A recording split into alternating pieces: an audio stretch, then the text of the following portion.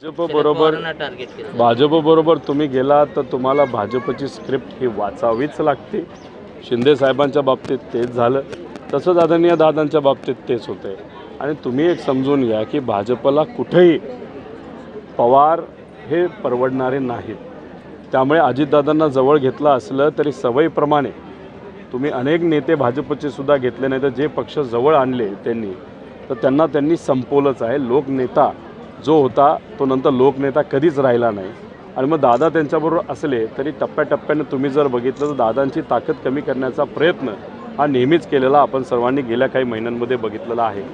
लोकसभेपर्यंत ही सगळी जी शक्ती तिथे गेलेली आहे त्यांचा वापर भाजप करेल आणि लोकसभा संपली विधानसभेच्या वेळेस याच लोकांना भाजपच्या तिकिटावर भाजपच्या चिन्हावर लढावं लागेल, हे आपल्या सगळ्यांना बघायलाच मिळणार आहे। आता पवार विरुद्ध पवार करण्याची इच्छा ही भाजपला जास्त आहे।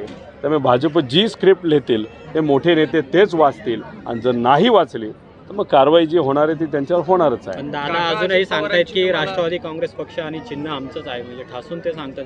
काही दिवसांपूर्वी लोकसभेमध्ये तुम्ही जर बघितलं तर इलेक्शन कमिशन ही मालकी भाजपची आहे। या हेतूतून कुठंतरी पार्लमेंटमध्ये बदल करण्यात आले आणि एक ॲक्ट आणला, म्हणजे बिल आणलं। आणि मग आता इलेक्शन कमिशन हे पूर्णपणे प्रधानमंत्री जे असतील त्यांचे मंत्री असतील तेच चालवतील, हे सगळ्या आपण स्वतःच्या डोळ्याली बघितलेलं आहे। ही तर फक्त सुरुवात आहे।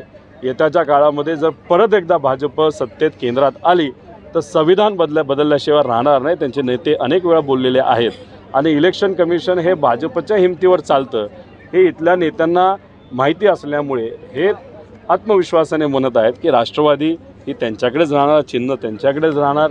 तसंच शिंदे साहेबांना सुद्धा वाटतं, पण कोर्टात एकदा हिअरिंग होऊ द्या, कोर्टावर आमच्या सगळ्यांचा विश्वास आहे, मग आपल्या सर्वांना कळेल दूध का दूध आणि पाणी का पाणी काय। दादा एक सर्वे आलेला आहे, राजकारणातील प्रत्येक अचूक बातमीचे सर्वात आधी अपडेट्स मिळवण्यासाठी सरकारनामाच्या सर्व सोशल मीडिया प्लॅटफॉर्मला लाईक, फॉलो आणि सबस्क्राईब करा। तसंच सर्व नोटिफिकेशनसाठी बेल आयकॉन प्रेस करायला विसरू नका।